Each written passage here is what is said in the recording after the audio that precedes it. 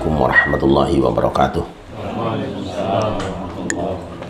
Alhamdulillah wassalatu wassalamu ala Rasulillah wa ala alihi wa sahbihi wa man tabi'ahu wa ala amma ba'du. Hamba-hamba Allah, keluarga besar Padepokan Dakwah Sunan Kalijaga. Alhamdulillah pada pagi ini kita masih bisa bertemu walaupun di kediaman masing-masing dan lewat udara. Insyaallah tidak mengurangi kekhidmatan kita di dalam bermunajat dan bersilaturahim. Saya akan bacakan hadis yang biasanya sering dibaca. Kalau ini tadi agak kepanjangan. Sataftariqu ummati ala 73 firqatan. Umatku akan terpecah belah menjadi 73 golongan. Kulluhum finnar. Semuanya di neraka. Illa wahidah. Kecuali hanya satu saja, satu golongan. Lalu ada yang bertanya, manhum ya Rasulullah? Siapakah mereka orang-orang yang akan masuk surga itu? Nanti jawaban Rasul itu ada beragam. Salah satunya ini, al-jamaah. Al-jamaatu itu orang yang bersatu. Nanti di hadis lain, ma ana alihi wa ashabi. Yang akan masuk surga itu adalah orang-orang yang menempuh jalanku dan sahabatku. Mereka yang berada di tempat di mana aku dan sahabatku berada. Mereka yang berjalan seperti apa yang dan sahabatku berjalan. Aku dan sahabatku berjalan. Hadis ini memang mengundang banyak polemik, tetapi kita tidak akan memperdebatkan tentang keabsahannya karena saya anggap sudah selesai. Namun yang pasti hadis ini menjadi bahan rebutan. Hampir semua kelompok yang ada di umat Islam itu mengklaim sebagai pemilik dari hadis ini. Hampir semua. Benar Rasul mengatakan bahwa umat ini akan terbagi-bagi. Iftiraq. Tolong difahami lafadznya iftiraq itu bukan tafarruq. Iftiraq. Dia terbagi-bagi, terpecah-pecah.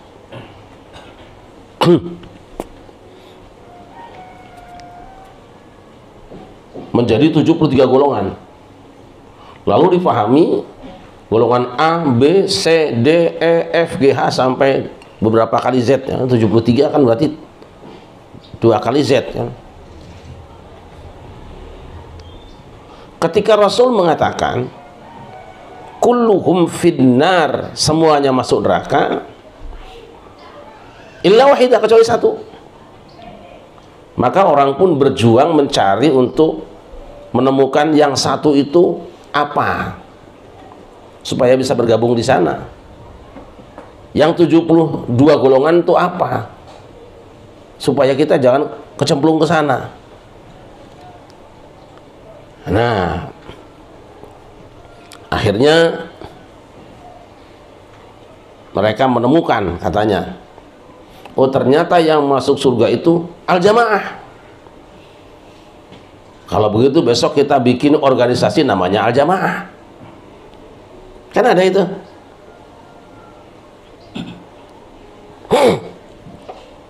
Hadis lain mengatakan Ahlussunnah wal Jamaah. Kalau begitu kita bikin saja kelompok namanya Ahlussunnah wal Jamaah. Tapi yang jadi masalah, apakah pemasangan kata al-jamaah kepada grup tadi itu sudah pas? Namanya ngaku kan boleh saja, namanya mengklaim kan boleh saja. Sama seperti ini, dia ngaku bahwa burung ini miliknya, tetapi apakah si burung itu mengakui bahwa dia tuannya? Ini saya tidak sedang membandingkan antara burung dengan jamaah ya, awas.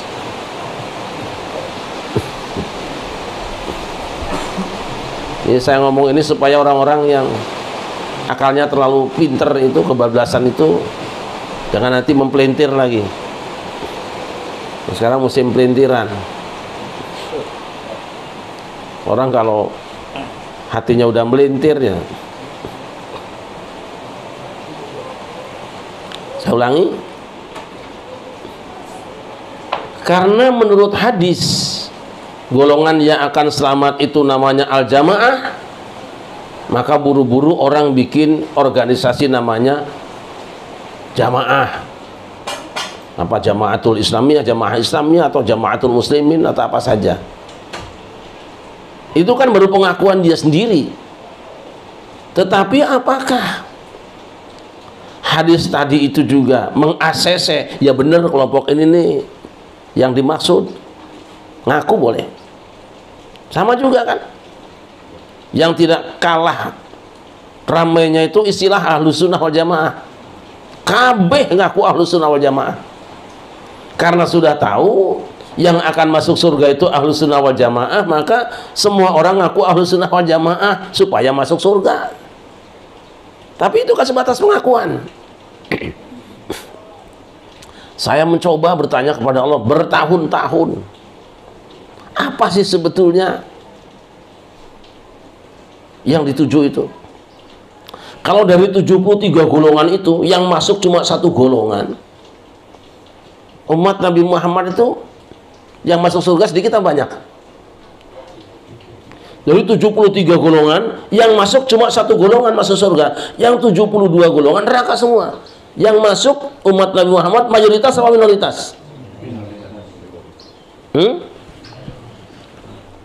Ayo. Minoritas kalau begitu. Yang kayak apa? Yang lolos seleksi, yang sudah divaksin hatinya, yang lolos rapid. Mungkin kita ini termasuk yang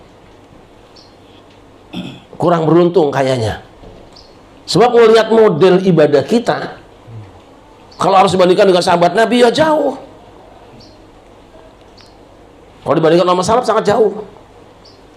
Kalaulah yang masuk surga itu minoritas, kayaknya nih model sampai ini nggak ada potongan. Sulit banget. Terus kemana arah pembicaraan Rasul itu? Saya temukan hadis kita yang dulu pelajari sejak lama dulu kan. Ini ada hadisnya. Kita zaman dulu masih muda-muda suka baca hadis ini biar semangat.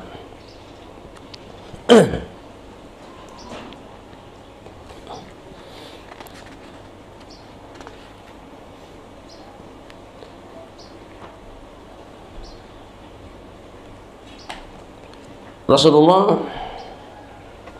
berceramah di hadapan kami. Beliau mengatakan, "Ada la yadkhul jannata illa nafsun muslimatun." Ketahuilah, tidak masuk surga kecuali jiwa yang pasrah. Allahumma hal ballaghtu, ya Allah, apakah sudah aku sampaikan? Allahumma syahid, ya Allah, saksikan. Ala tuhibbuna, saudara-saudara, tidakkah kamu ingin annakum rubu'u ahlil jannati, bahwa kamu semua itu umatku ini menjadi 1/4 penduduk surga. Nah, ini pengen nggak kira-kira kamu gitu loh? Qalu na'am ya Rasulullah. Tentu kami mau wahai Rasulullah. Terus, atuhibbuna an takunu sulusa ahlil jannati?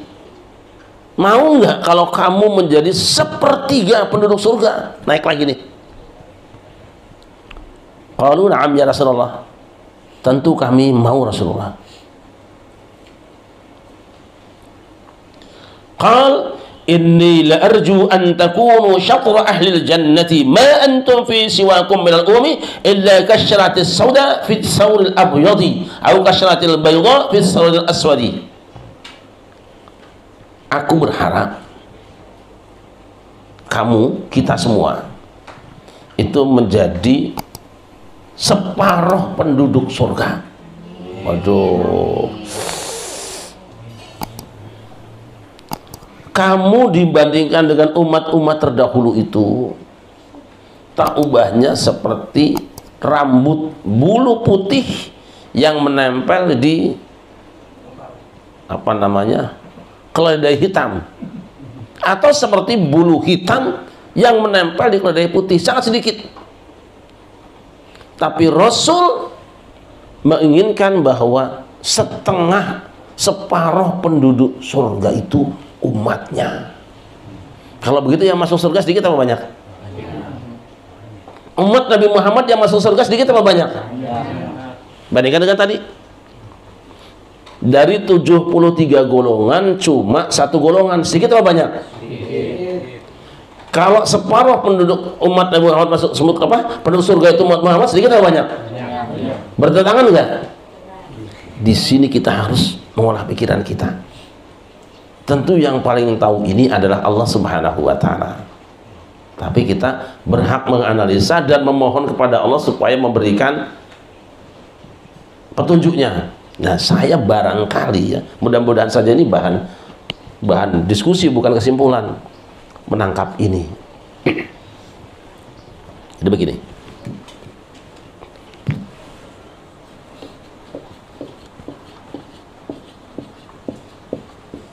Ini golongan semua. Anggap saja ini 73 lah, capek nulisnya.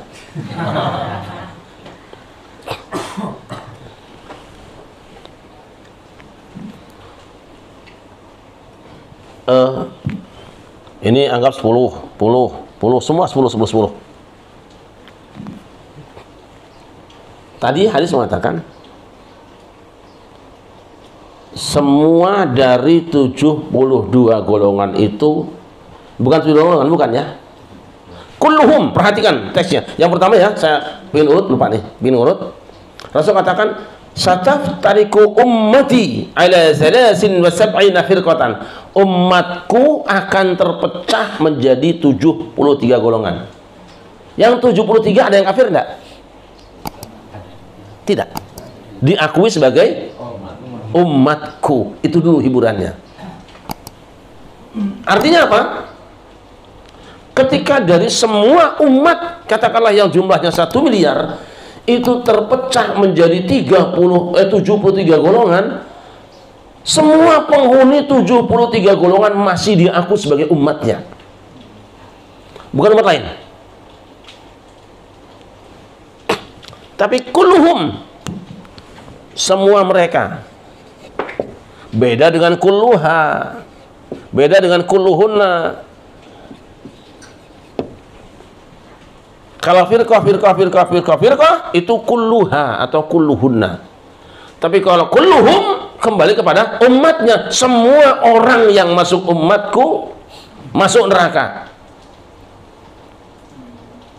manapun ormasnya. Mau Mu'tazilah ke, Ahlu Sunnah ke, Wahabiyah ke, Asy'ariyah ke, Maturidiyah ke, Murji'ah ke, Qadariyah, Jabariyah, kata Rasul, semua manusia umat itu masuk neraka illa wahidah, kecuali satu kelompok. Rasul nggak nyebut namanya kok. Siapa mereka? Al-Jamaah. Yang dimaksud dengan satu kelompok itu bukan ormas ini, bukan kelompok ini, bukan mazhab ini, bukan aliran ini, tapi al-jamaah, dari aliran mana saja yang dia hidup memperlakukan saudara seagamanya sebagai bagian dari hidupnya, yang memelihara kebersamaan. Lantas mana? Kalau begitu,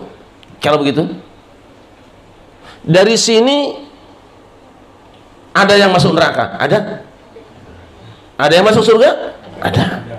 Ayo, anggap saja ini Asy'ariyah.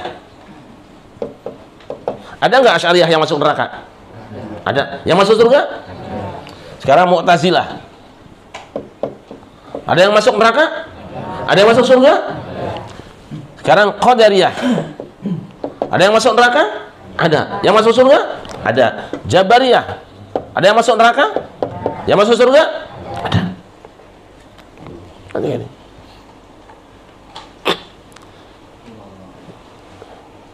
Semua kelompok-kelompok itu, semua umat Islam, semua umat Nabi Muhammad, kelompok manapun masuk neraka. Masuk gabung kelompok manapun masuk neraka, orangnya ya, bukan wadahnya. Yang kita bicarakan orangnya. Orang umat Islam ada di organisasi manapun, di mazhab manapun, di aliran manapun masuk neraka. Ada yang tidak masuk neraka, cuma satu kelompok. Bukan kelompok A, bukan kelompok B, bukan kelompok C, bukan dia, bukan kelompok ini dan itu. Yang mana? Yang mana? Siapa saja dari kelompok-kelompok yang ada yang memperlakukan saudaranya sebagai bagian dari hidupnya seagama, siapa saja yang mengakui adanya saudaranya yang berbeda dengan dirinya lalu memperlakukan umat Islam sebagai jamaah sama dengan dirinya, dia yang masuk neraka. Kalau begitu, kira-kira orang yang model kayak gitu, dia satu mazhab tetapi dia mengakui mazhab lain, menerima sebagai saudaranya, di Asy'ariyah ada nggak? Di Mu'tazilah ada nggak?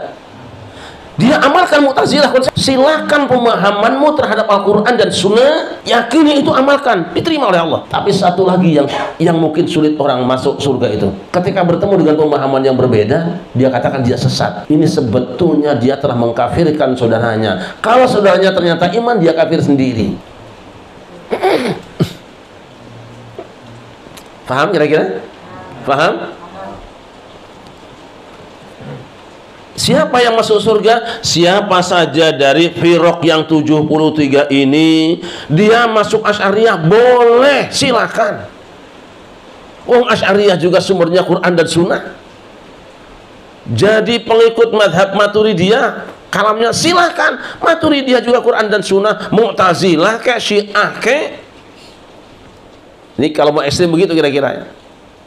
Mau ikut Nahdlatul Ulama kayak Muhammadiyah kayak Persis kayak Al-Wasliyah ke, Nahdlatul Wathon ke, itu firqah kelompok-kelompok itu. Tapi nanti kalau dalam riwayat lain bahwa Nahdlatul Wathon, Ahlus Sunnah, Muhammadiyah, Persis itu satu Ahlus Sunnah dia. Satu Ahlus Sunnah. Dengan keragamannya lah. Dengan perbedaannya lah. Silahkan kamu ambil dari madhab-madhab yang ada. Kenapa? Sebab Allah sudah katakan, walladzina jahadu fina lanahdiyannahum subulana. Walladzina jahadu fina lanahdiyannahum subulana. Orang-orang berjuang di jalan kepada kami, kami akan tunjukkan subulana, jalan-jalan kami. Subul itu jamak sabil. Sabil itu satu jalan, subul banyak jalan. Sabilnya Asy'ariyah, sabilnya Mu'tazilah, Qadariyah. Ini sabil-sabil semua. Semua sabil ini diterima oleh Allah sebagai subul. Subulana, jalan-jalan yang mengantarkan pada kami. Jangan kalah sama orang. Banyak jalan menuju Roma. Semua jalan beda, tapi semuanya menuju Roma. Nah, kalau begitu, yang masuk surga banyak apa sedikit? Nah, baru ketemu kan? Jadi silahkan panjenengan bermadzhab Syafi'i, monggo, tidak apa-apa. Bang, dia juga Quran dan Sunnah kok. Mau bermadzhab Maliki, monggo, silahkan. Itu juga Quran dan Sunnah. Bermadzhab Hanafi, monggo, itu juga Quran dan Sunnah. Bermadzhab Hambali juga monggo, itu juga Quran dan Sunnah. Insya Allah dengan kita mengamalkan madhab Maliki, Hanafi, Syafi'i, Hambali, masuk surga. Kecuali kalau kamu menistakan saudaramu, kamu telah menggeser firqah madhab menjadi agamamu. Nah, seperti itu. Kan tidak pernah ada kayak gini ya. Inilah makna pada suka. Aku suka dengan madhab Syafi'i, ku amalkan madhabku. Tapi di saat yang sama, ku sukai saudaraku yang berbeda denganku, karena memang dia juga sama bagian dari hidupku. Beragama Islam dasarnya Quran dan Sunnah. Selesai. Jadi nyong suka, kue sukanya pada suka kayak gitu. Dan tahukah kita, nanti yaumul qiyamah Allah akan berseru, ainal mutahabbuna fi, manakah orang yang saling pada suka di sisiku, yang saling mencintai di antara kalian. Jadi yang dicari itu pada suka, bukan pada suka organisasi. Ini awas nanti dipelintir lagi. Jangan sibukkan kamu mencari kesalahan saudaramu, terlebih apabila kau tuding kesesatan pada mereka. Kau ibadah banyak tapi klaim benar sendiri, salah orang, itu sudah kesesatan. Nah ini, jadi saya ulangi ya, Allah sudah mengizinkan lewat sabda Rasulnya untuk melakukan ijtihad. Silahkan para ulama berijtihad. Ulama itu banyak. Mau ikut ulama mana saja, insya Allah masuk surga. Tapi masuk surganya gagal kalau kita ikut ulama, ikut mujtahid, ikut apa saja, bahkan menegakkan Quran dan Sunnah, tapi kita menuduh sesat orang lain hanya gara-gara berbeda dengan kita. Wih, angel tenan tuturan ini.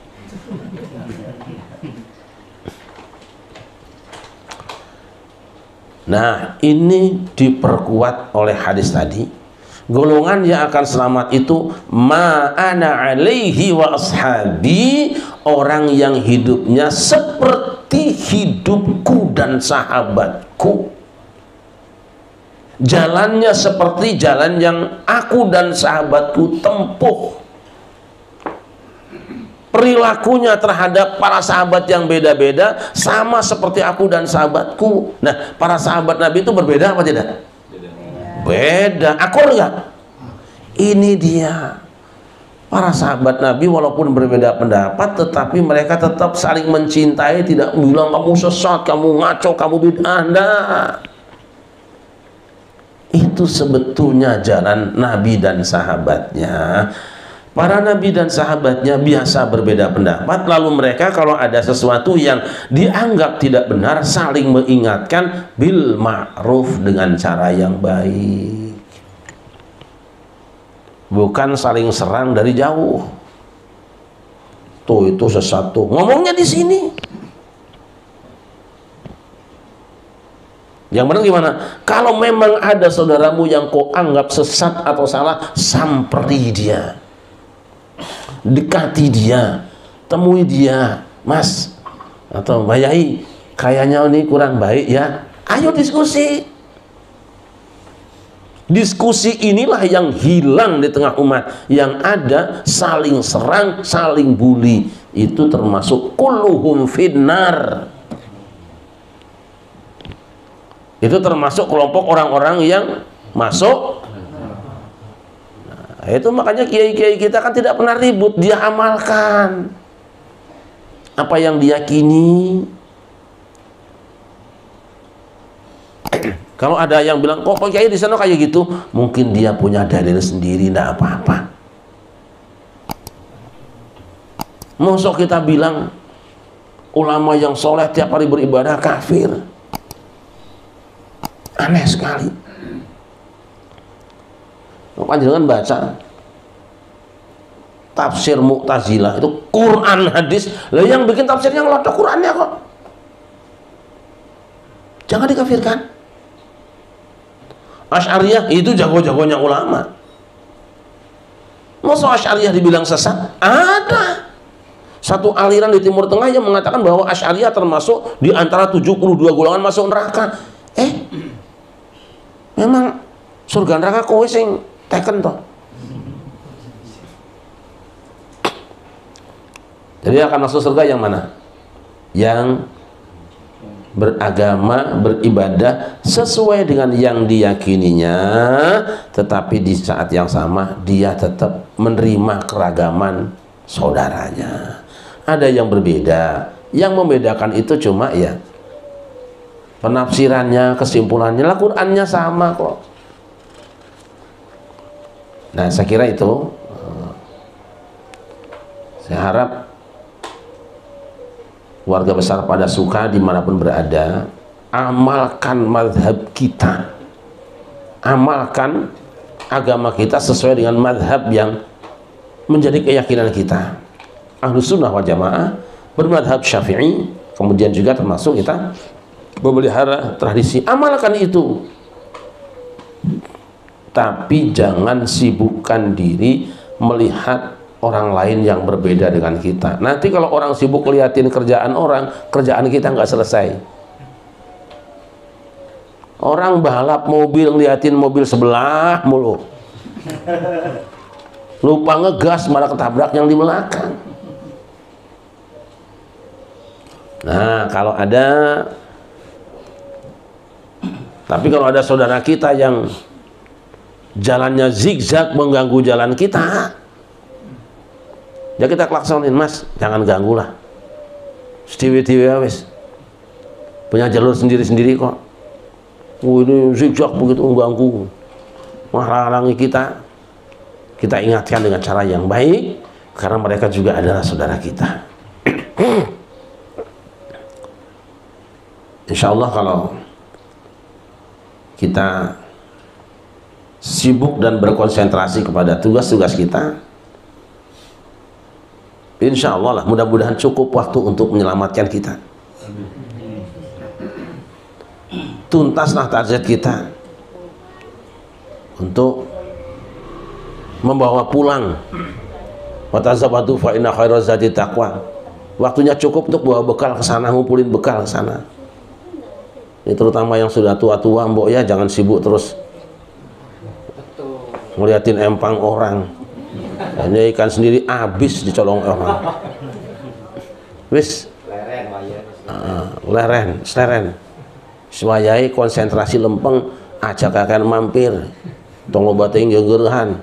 Waktu sudah mau maghrib, sepedanya tidak ada lampunya, sadar, lempeng. Jangan mampir mulu, temu warung kopi mampir. Ketemu orang ini diaru-aruin. Nah, Mas Kun itu kan sepedanya nggak ada lampunya. Nanti kalau tiba-tiba sudah cenglung maghrib, di tengah jalan baru separuh, lampunya nggak ada. Bagaimana itu?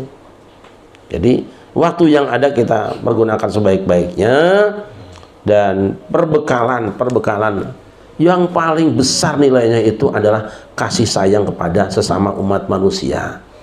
Kenapa? Lihatlah dua sifat Allah yang nempel langsung dengan nama Allah di awal Al-Quran itu, Ar-Rahman dan Ar-Rahim. Itu nempel itu. Di mana saja Bismillahirrahmanirrahim. Semua surat Al-Quran dimulai dengan Bismillahirrahmanirrahim. Itu kasih sayang itu yang menempel dengan Allah. Siapa yang ingin dijemput Allah, siapa yang ingin nempel dengan Allah, besarkan kasih sayangnya. Beda, kasihani orang yang berbeda. Nasihati kalau kamu yakin itu kurang baik. Sudah sama, tapi malas samper dia, kasihani dia supaya bisa bareng dengan kita. Saya kira itu saja, mudah-mudahan maslahat. Terima kasih dan mohon maaf. Bismillah wa ni'mal wakil. Assalamualaikum warahmatullahi wabarakatuh. Waalaikumsalam warahmatullahi wabarakatuh.